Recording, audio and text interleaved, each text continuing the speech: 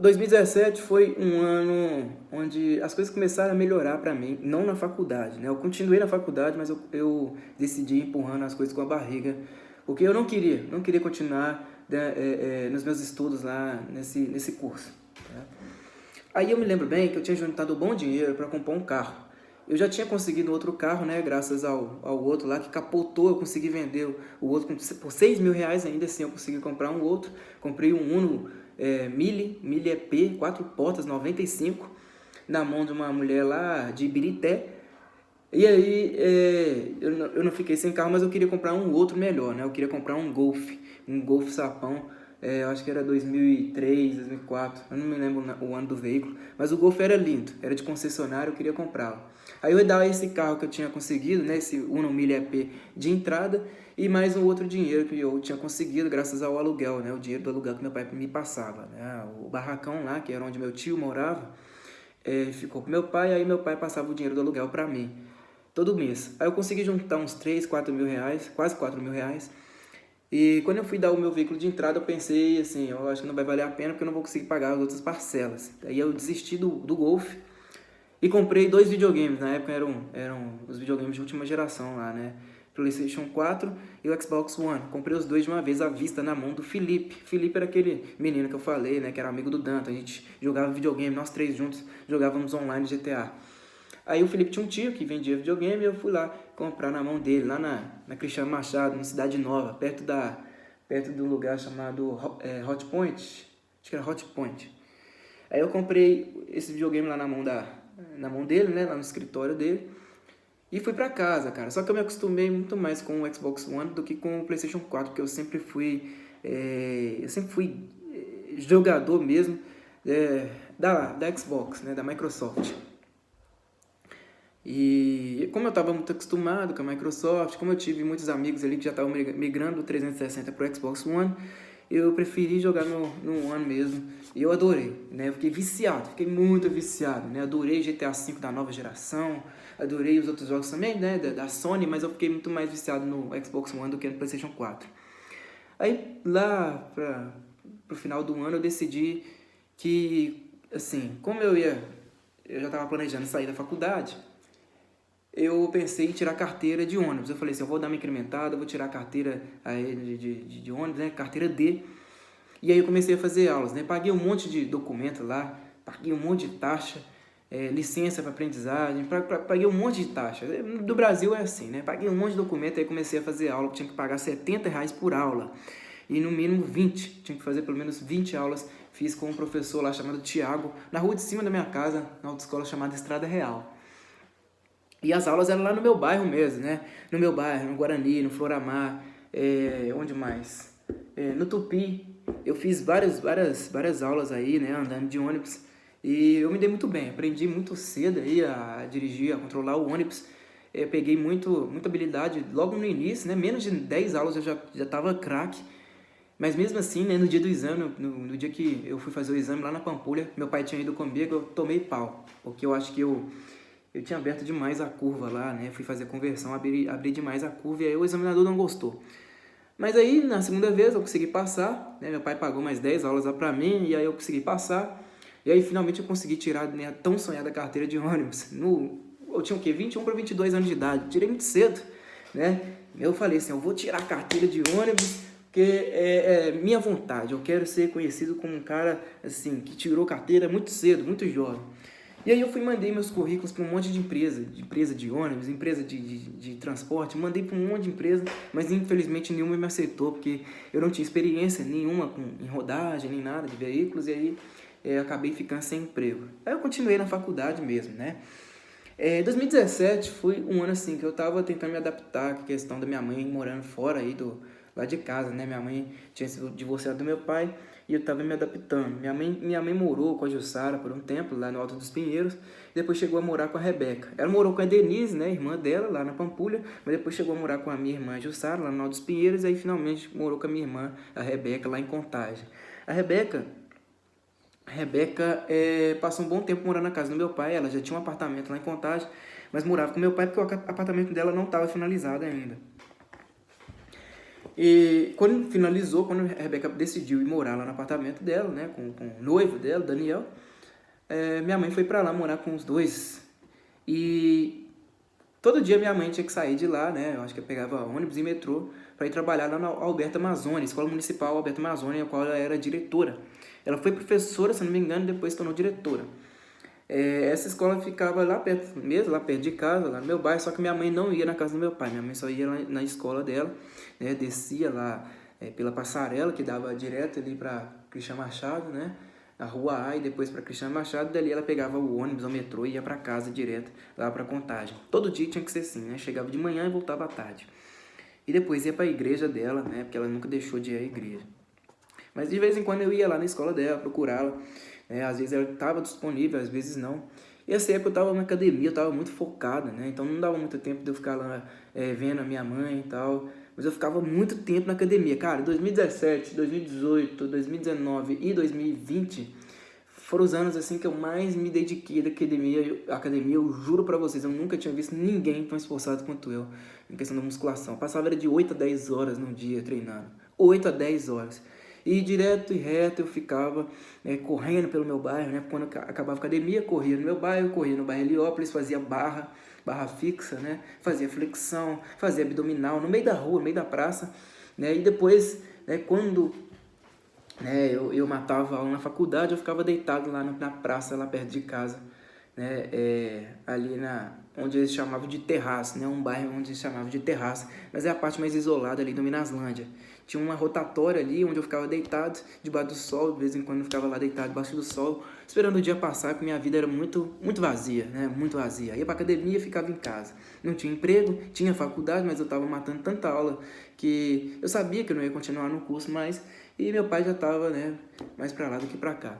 Uma coisa que eu esqueci de falar em 2016 é que teve a ocupação da faculdade. Então eu fiquei mais de 4 meses sem estudar, porque os alunos tomaram conta da faculdade e falaram: você não vai entrar enquanto você não fizer parte da nossa manifestação. E como eu não era ali adepto das manifestações dos alunos, acabou que eu praticamente fui cuspido, né, por eles.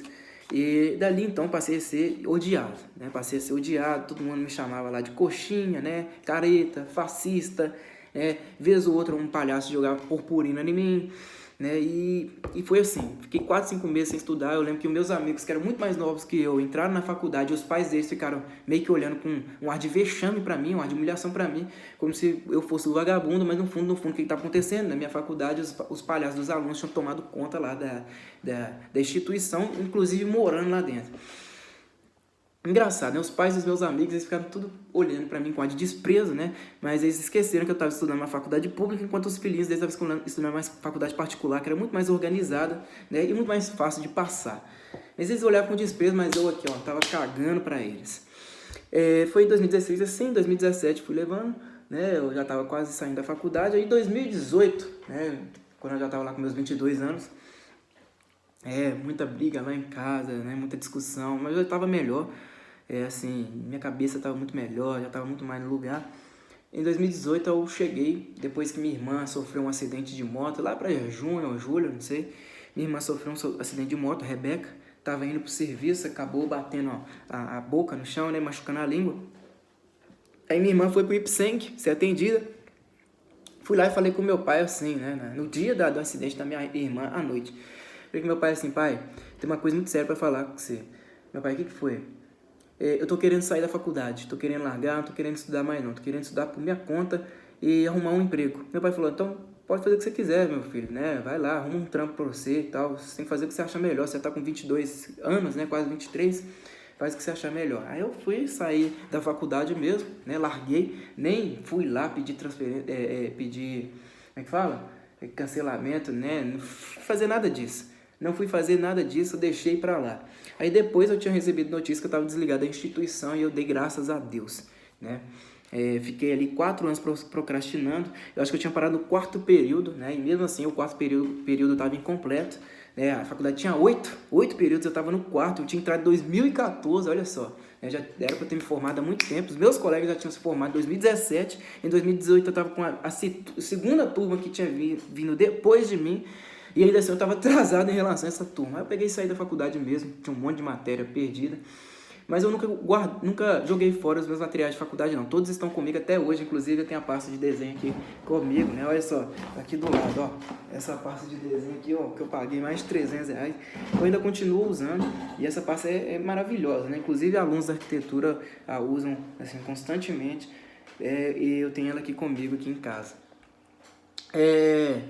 Não pensei em voltar, tá? Não pensei em voltar, eu nunca precisei daquilo. Eu dei foi graças a Deus, dei graças a Deus. Eu voltava assim na frente da faculdade, né? Porque eu sempre fui de correr, fazer atividade física, fazer musculação e tal, e aeróbico na rua. Aí eu me lembro que eu corria lá pelo Antônio Carlos, eu voltava lá só para ter mais ou menos uma ideia, né, do que eu passei, e eu ficava olhando lá o ambiente lá de fora, olhava a avenida, porque ali Antônio Carlos já foi palco de manifestações em 2013, né? 2013 foi o ano assim das manifestações. Contra a Dilma, contra a corrupção, né? Eu lembro que inclusive umas pessoas estavam saindo nas ruas levantando cartazes escrito Olavo tem razão, né? E as pessoas estavam querendo acabar, tirar aquela puta maldita da Dilma do poder. E ali estava uma quebradeira danada, né? Eu entrei em 2014, poucos meses depois dessas manifestações tomaram conta do Brasil inteiro, e a Avenida Antônio Carlos estava toda destruída, concessionárias destruídas, carros destruídos, telefones públicos, né, que à época tinham ainda, tudo destruído, bancos, tudo depredado, e assim, ali onde a UENG ficava, na Antônio Carlos, era um ambiente de destruição total, como se fosse pós-guerra. E aí eu ia lá ver, né, as pichações e tal, dos alunos da faculdade, né, porque a maioria dos black blocs ali eram alunos tanto da UFMG como da UENG, e eu vi as pichações, né, fora morra a PM, né, morte a PM, não queremos Copa do Mundo, porque em 2014 teve a Copa do Mundo, eu prestigiei tudo isso.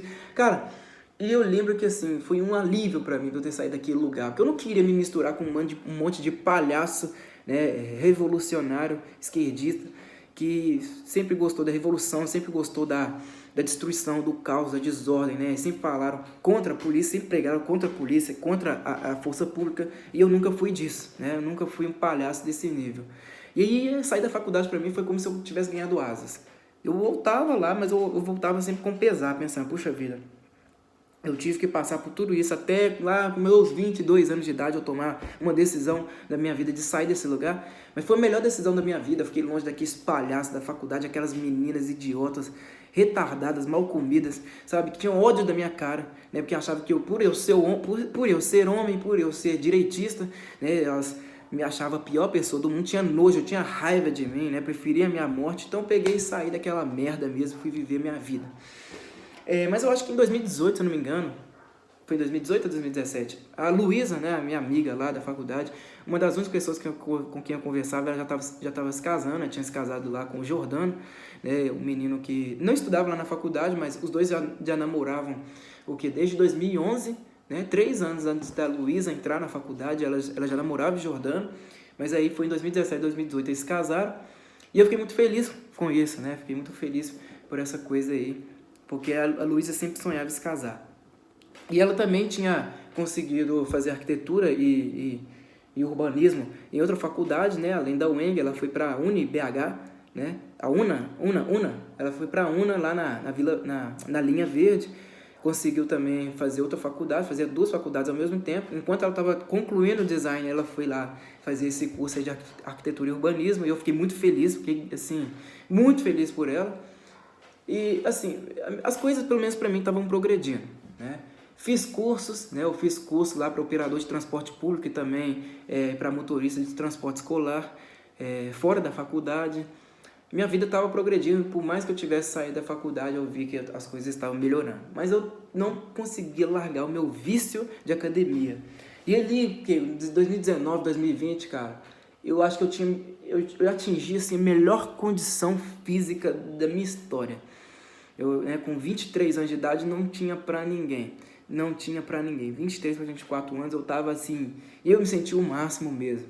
Eu tinha batido 3% de gordura corporal, né, sem usar anabolizante, eu nunca precisei disso, sem usar anabolizante, sem nada, sem suplementação, era só dieta. Eu eliminei tudo quanto é tipo assim, de gordura mesmo no meu corpo. Fiquei assim, né, um corpo bem atlético, para 23, 24 anos de idade, uma pessoa que nunca tinha usado anabolizante nem nada, nunca usei, graças a Deus. E eu tava assim, em forma, era uma coisa assim, visível, todo mundo elogiava, todo mundo olhava assim, mas isso era um vício meu, era um vício, eu via que era uma doença já. E foi assim, foi desse jeito até 2020, até 2020. 2019 passou assim, né, porque eu fiquei desempregado, fiquei em casa, fiquei jogando videogame, e assim, e eu ficava só treinando. Quando não era videogame, era pra rua, né? Ia lá fazer barra, ia correr e voltava pra casa, tomava um banho e ficava jogando videogame até o dia seguinte, onde eu voltava a treinar lá na academia que tinha lá no bairro Heliópolis, né? Academia Clube Fitness. E minha vida era assim, todo dia. Meu pai me levava, me buscava, né? Era desse jeito. Aí em 2020, né? Eu já estava um pouco mais entendido de muitas coisas, porque eu era muito fã do YouTube, né? Eu sempre fui muito fã dessa plataforma. E eu acompanhava muitos canais, assim, sobre política, né? Sobre assuntos diversos. Eu tinha conhecido o canal do Nando Moura, né? O Fernando Moura Canim, Luiz Fernando Moura Canim. Eu achava que canal fantástico. E eu tinha aprendido muitas coisas, muitas coisas. Eu já tinha uma outra visão das coisas, né? Eu lembro que eu entrei na livraria do Nando, comprei vários livros, comprei um lá do Benê Barbosa, que falava sobre armamento, interessantíssimo, né?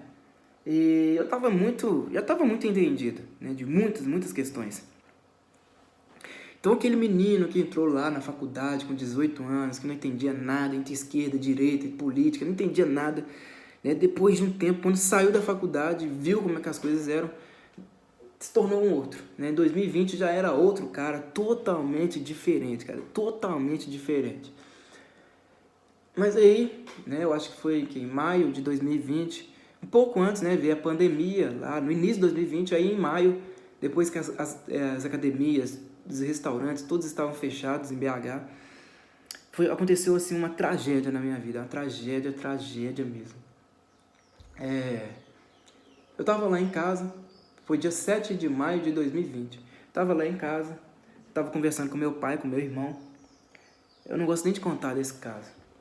E aí a gente tava assistindo um canal lá, um programa chamado Alterosa Alerta, onde quem apresentava era um tal de Álvaro Damião e tinha um tal de Márcio Lobato, que era como se fosse esse palhaço desse Percival aí nesse programa do Cidade Alerta, né? Que tem o Bate, né? O menininho de ouro. Aqui em BH tem esse programa aí, teve Alterosa, né? Alterosa Alerta.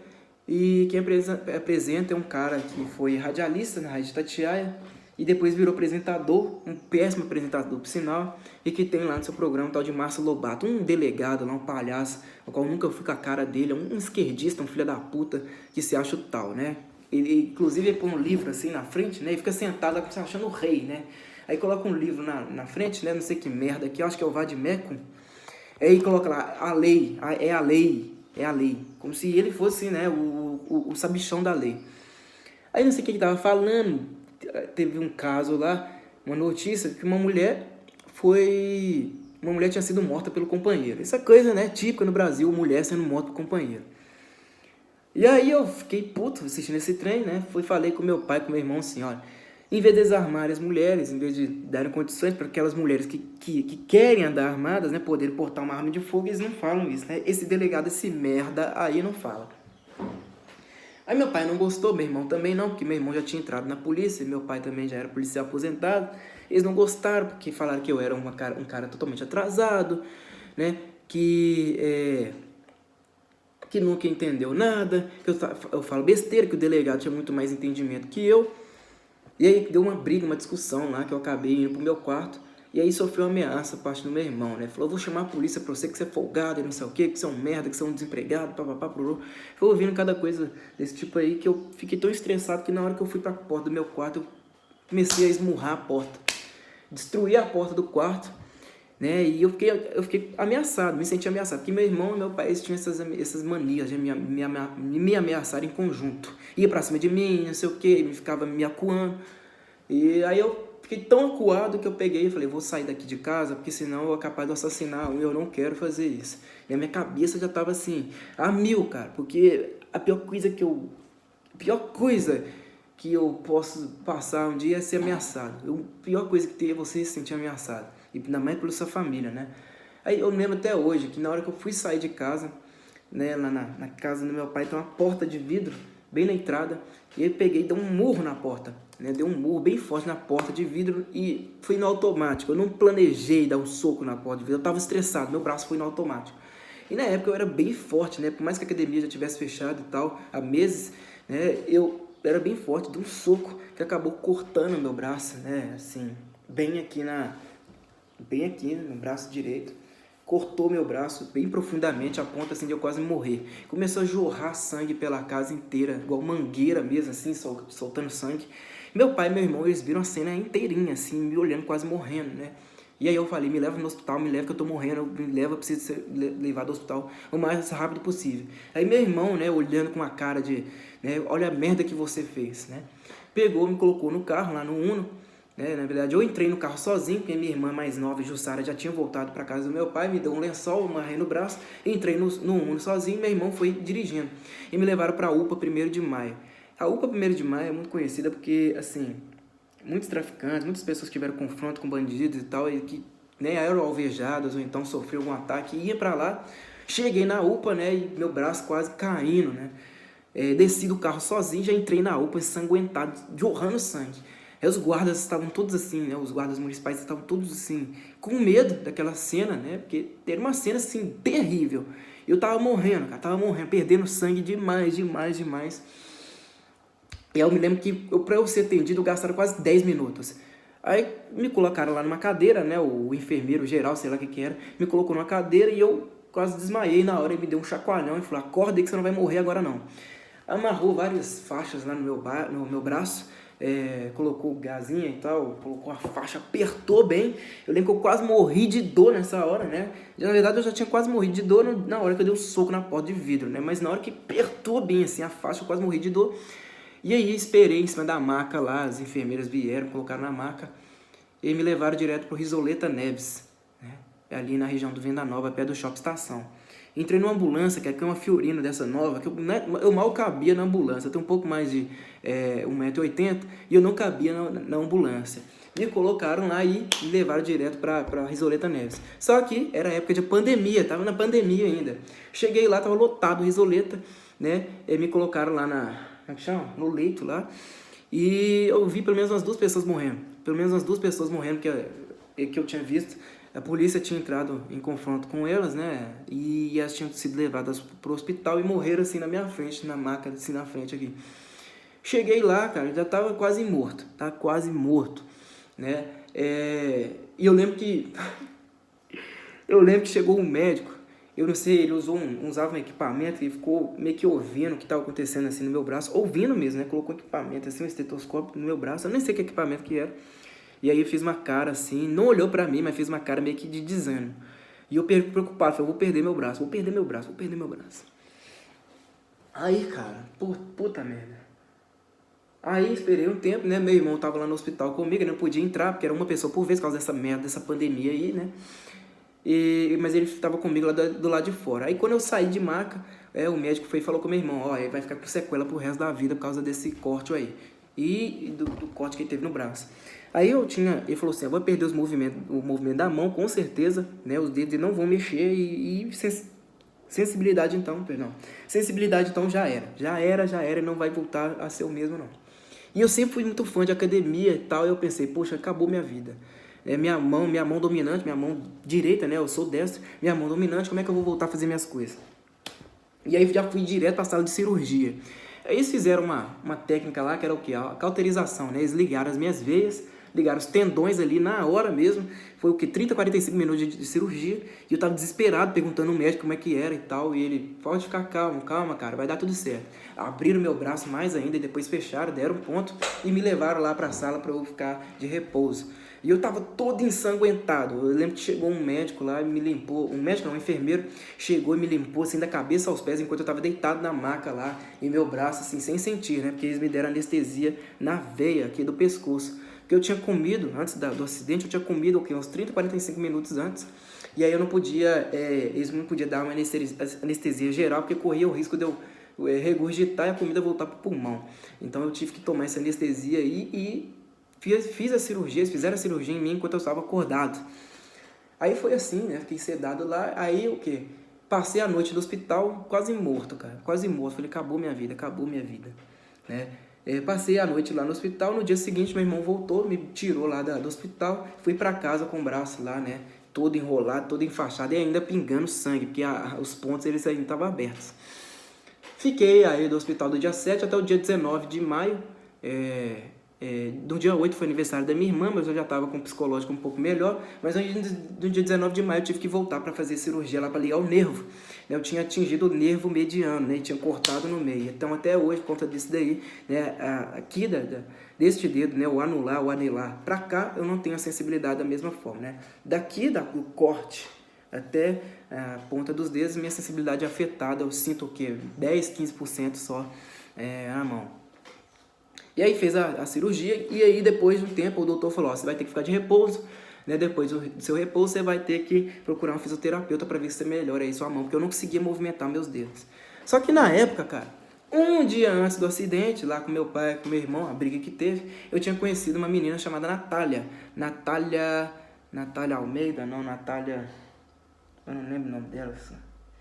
Natália, ela morava em Ribeirão das Neves.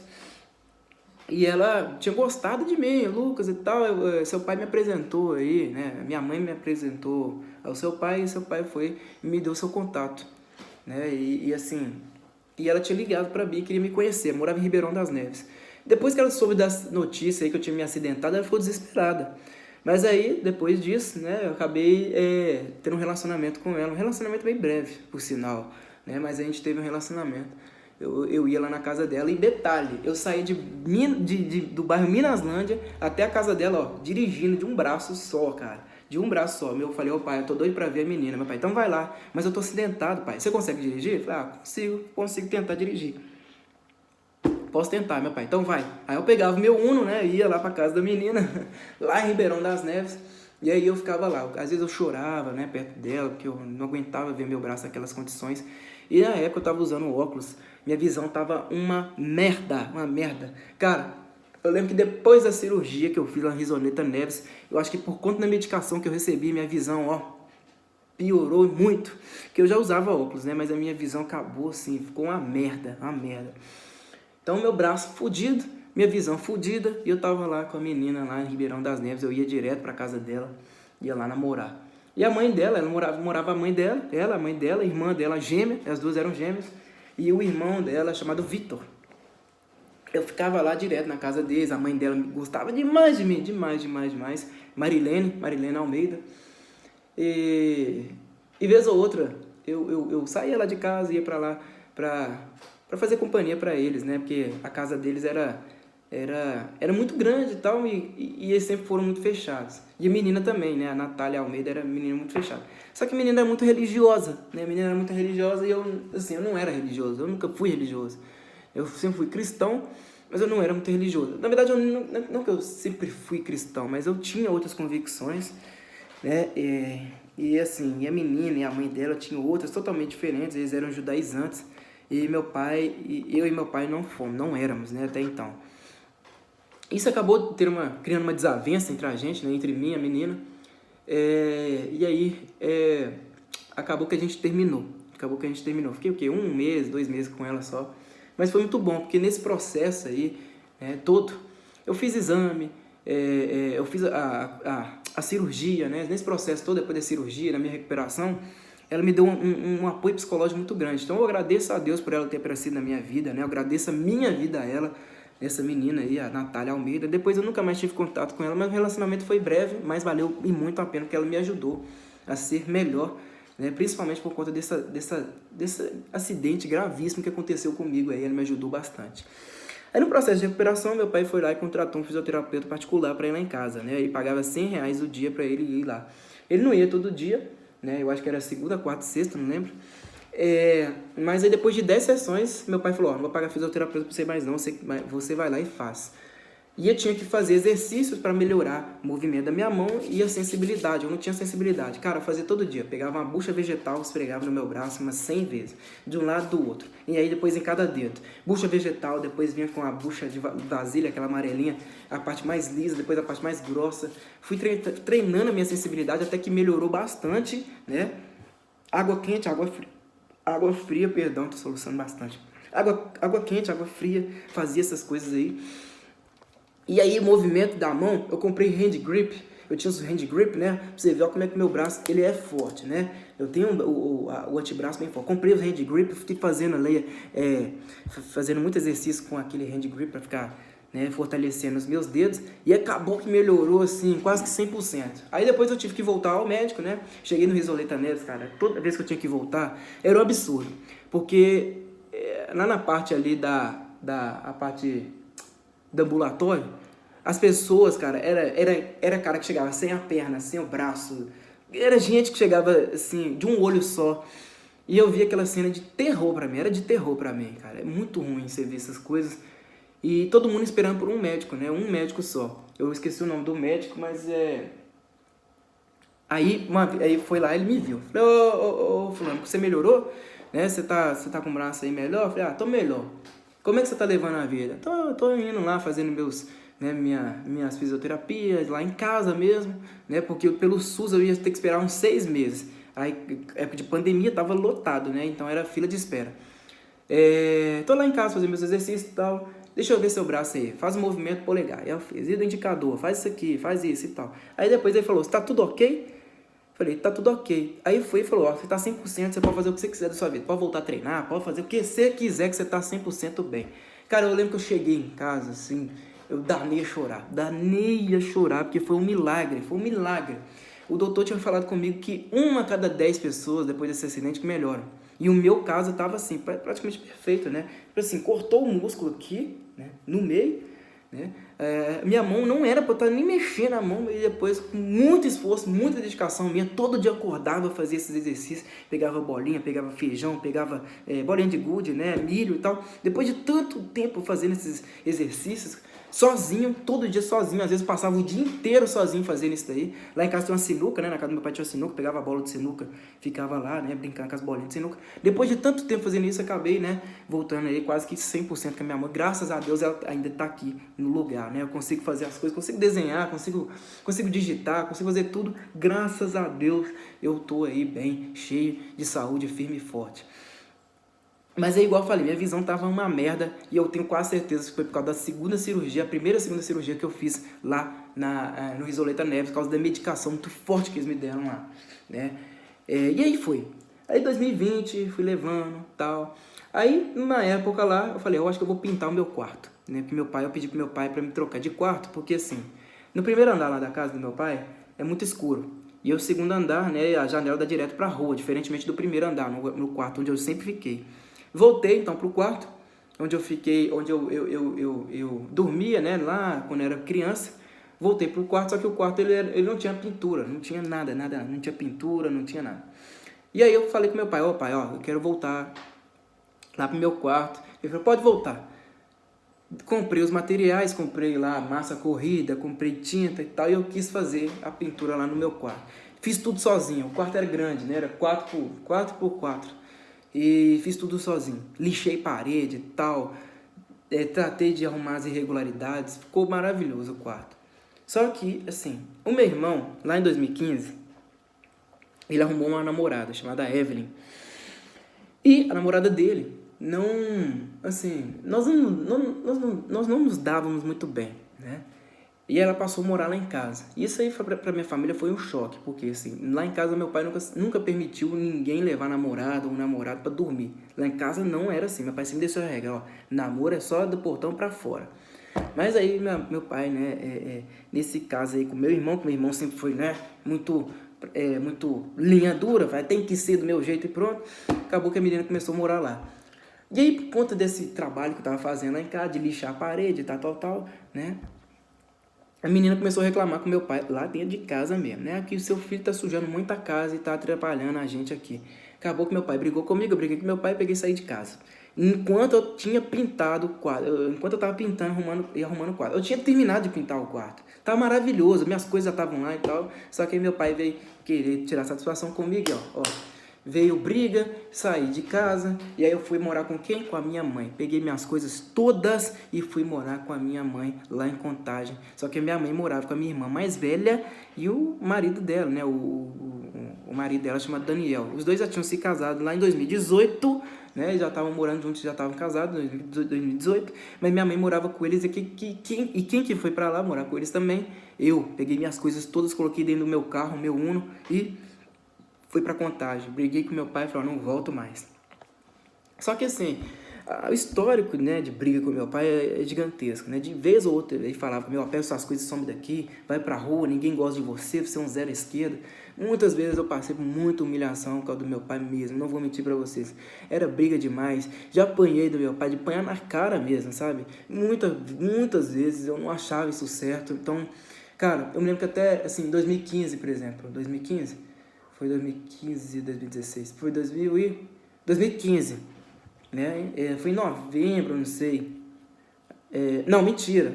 Foi na metade de 2016. Eu lembro que eu peguei meu carro e fui para São Paulo por conta dessas brigas. Eu fiquei tão louco, né? Que eu peguei meu carro, fui para São Paulo e eu fiquei lá um tempo, lá, eu conheci, porque eu não conhecia São Paulo até com meus 20, 21 anos de idade, eu não conhecia São Paulo. E eu achava um absurdo, porque minha família sempre foi de ficar indo em Espírito Santo, né? A gente ia pra praia e ia para Espírito Santo, mas não conhecia São Paulo, não conhecia Goiás, não conhecia nada, né? E aí eu peguei e quis conhecer São Paulo e fui. E aí minha família ficou o tempo inteiro me ligando para que eu voltasse, mas foi por conta da briga do meu pai. Eu sempre ficava tão ansioso, me dava uma crise de ansiedade, que eu pegava o carro, acelerava mesmo, e quando eu ia ver, eu já estava lá em Igarapé. Igarapé, já tá quase chegando lá ali depois das serras para ir para São Paulo. E assim, e direto eu fazia isso. Até que uma hora eu falei, ó, não dá mais não. Peguei minhas coisas, coloquei no meu carro e fui morar com a minha mãe. Levei televisão, levei videogame, né? Eu lembro que eu ia para o Contagem, voltava, sem dinheiro para gasolina, mas voltava para pegar mais coisa ainda. Levei tudo pro meu carro e ó, sumi para casa da minha mãe e da minha irmã mais velha. Aí minha irmã mais velha me aceitou lá por um tempo, né? E as coisas foram andando. Isso aí foi o quê? Setembro de 2020, por aí.